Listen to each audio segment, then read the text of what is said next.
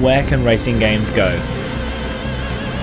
Every single release, there's more tracks, more cars, more environments, more settings, more tweaks, more this, more that.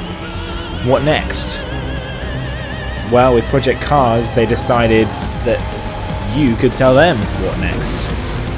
They put together their project by gathering together developers and contributors from all across the world in what they're calling the Community Assisted Racing Simulator.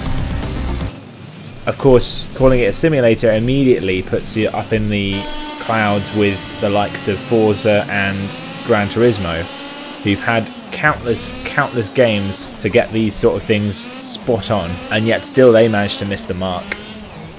I remember back in the day I used to play Colin McRae Rally on the PlayStation, and there was always that fun factor. It might not have been a simulation racing game, in fact I'm pretty sure it wasn't, but there was always that sense of fun when you were playing it.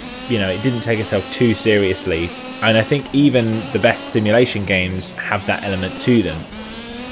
Project Cars manages to get this right. There's a real sense that you can enjoy your time while you're playing the game.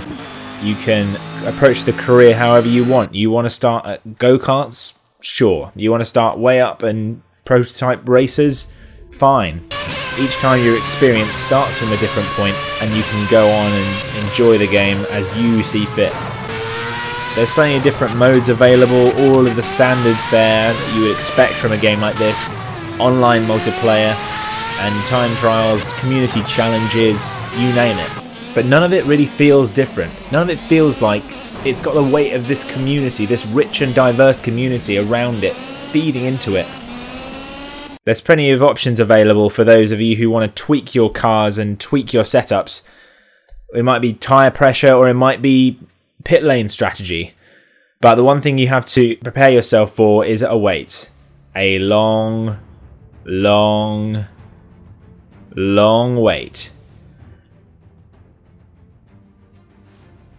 For some reason, coming in and out of the menus takes absolutely ages, for no apparent reason.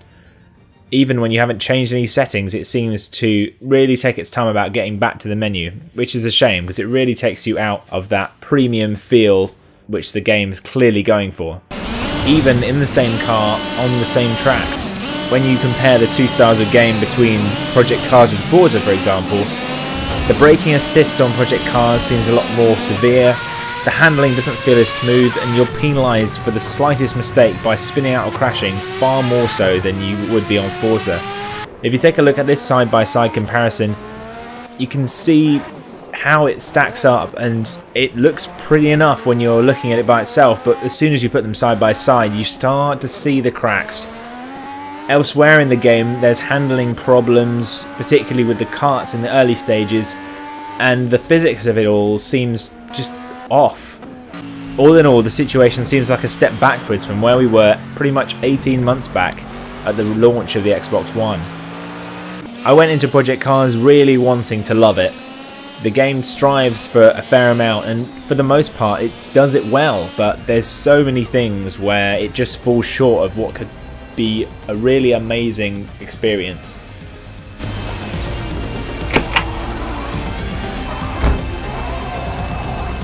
I've been Decent Jam for Pass the Controller. Leave us a comment, let us know what you think, and tune in for more reviews soon.